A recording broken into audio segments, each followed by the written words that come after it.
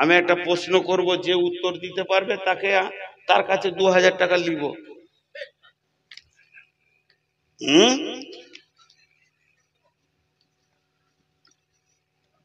বলেন, আমার মা বাঁজা,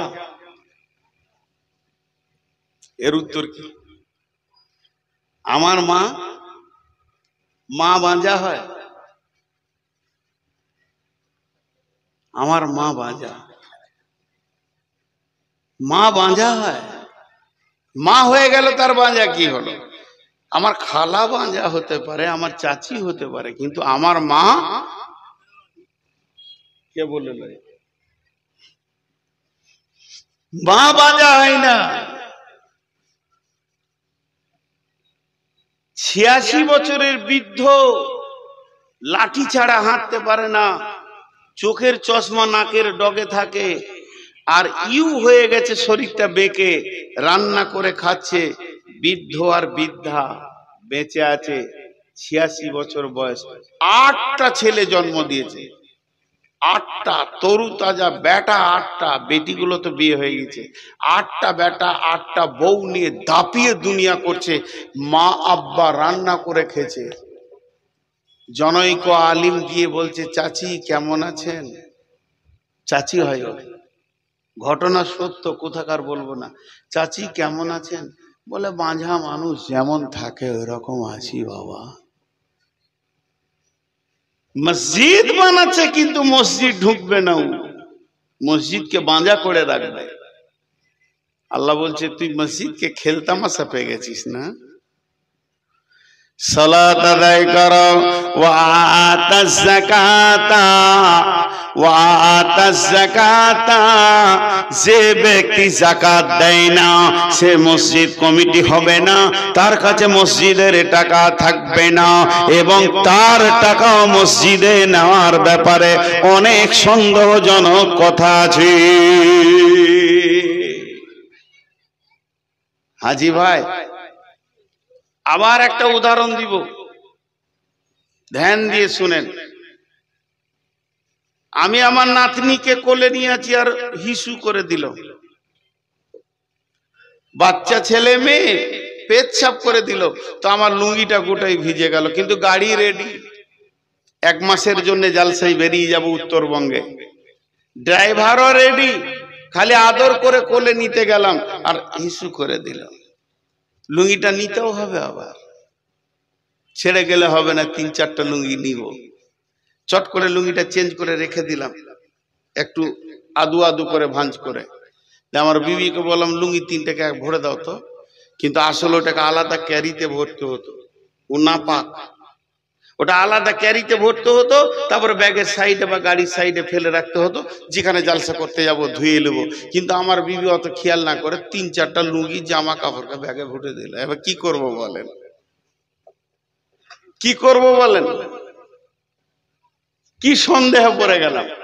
হে বেযাকাত, হে সুদারু, তোমার টাকা না পাক, তুমি বেঈমান, আল্লাহকে যাকাত দাওনি, অতএব আল্লাহর পবিত্র টাকা তোমার আলমারিতে ভরবে। এটা কেমন করে হয়? না পাকের জায়গায় পাক টাকা যাবে কেমন করে? বেযাকাত কোনদিন তুমি দান করো না, আর বেযাকাত ওয়ালা মসজিদ কমিটিও হবে না, তার কাছে আল্লাহর টাকা থাকবে না। অতএব আল্লাহ বলছেন, যদি তুমি মসজিদ বানাতে চাও, মসজিদকে ভালোবাসো, যাকাত দেনেওয়ালা হয়ে যাও, ওয়াতাজ যাকাত, তুমি পবিত্র হয়ে যাও, তুমি যাকাত দেনেওয়ালা হয়ে যাও। 5 তাহলে 4টা হলো।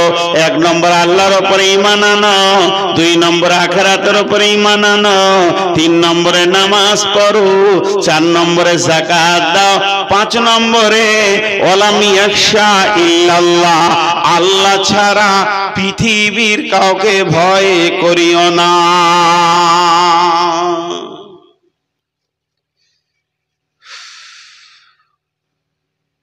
আপনারা মুখ খুলেন একটু। ভালো মানুষ, ইমানদার মানুষ মসজিদের কমিটি আছে না নাই? আছে না নাই? আছে। আমি 2টি লোক দেখেছি নিজের চোখে, তাও নাম বলবো না, ভালো মানুষ।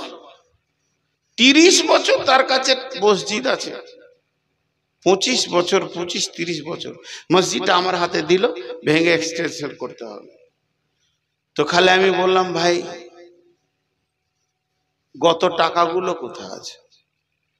বললো, ধান তো বিক্রি করেছি, প্রায় 40,000 টাকা পাবো মসজিদের জমির, ওটা আপনি সরাসরি নিয়ে নেবেন।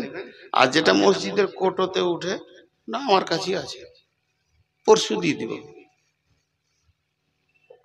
30 বছরের টাকা নিয়ে এসে যখন মসজিদে ঢেলে দিলে, তো টাকাগুলোকে চিট ছাড়াতে হচ্ছে, 1 টাকা লাড়েনি, যেমন কার ওই রকম। যে সপ্তাহে যেটা উঠেছে ওইটাকে ওই রকম গিড়াতে মেরে ভরে দিয়েছে, 1 টাকা লাড়েনি। এরকম 2টি লোককে দেখেছি, মসজিদের টাকা যেমন কার ওই রকম, ওই নোটটাই ওর ঘরে একটা 500 টাকার নোটকে ভাঙিয়ে খুচরা করে কাউকে দিতে হবে, ও পাড়া পাড়া ঘুরেছে, আর ওর হাঁড়ির ভিতরই মসজিদের 50-60 হাজার টাকা রয়েছে, যেগুলো খুচরোতে ভর্তি, হাত দেয়নি। 2টা লোক পেয়েছে। এই লোকগুলোকে আল্লাহ বলছেন, এই লোকগুলোকে আল্লাহ কি বলছেন? ওয়ালাম ইয়াখশা ইল্লাল্লাহ, তুই ভালো আমি জানি তোর মধ্যে বেঈমানি নাই, আর তোর বিশ্বাস আছে আমি আল্লাহর কাছে ভালো, আল্লাহর টাকা এধার ওধার করিনি। কিন্তু তুই যে সমাজে বাস করছিস, সমাজের লোক তোকে কথা বলতে ছাড়বে না, মেরে নিলে, লুটে নিলে, খেয়ে নিলে, খবরদার তাদের কথা শুনে যেন আমার টাকা তুই জমা দিয়ে দিস না, দায়িত্ব ছেড়ে দিস না। যদি তুই ছেড়ে দিস, কোন বেঈমানের হাতে চলে যাবে, ভয় তো আমাকেই করবি, আর কাউকে ভয় করিস না। ওয়ালাম ইয়াখশা ইল্লাল্লাহ, আল্লাহ ছাড়া কাউকে ভয় করবি না। জি।